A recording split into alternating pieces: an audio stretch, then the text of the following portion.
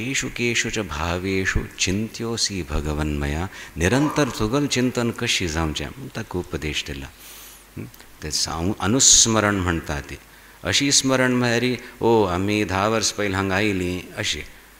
अनुस्मरण मग व्यवहारान सुद्दां आत्मक अनुभव जाता आसा आनी एक व्यवहार दिसता आसा. सो ते गुरूंक गेले अनुस्मरण करतच व्यवहार करचें आमी शिकता ती. थंय मागीर दोश आशिल्ले नाक्क जालेले दोश दिसना ती. एक परिस्थिती आसा हाजें समाधान कशी म्हणून प्रार्थना करची, स्फुरण मेळटा, मार्गदर्शन मेळटा, मुखार वचचें. कौतुक कोणालें? त्या गुरुशक्तीचें.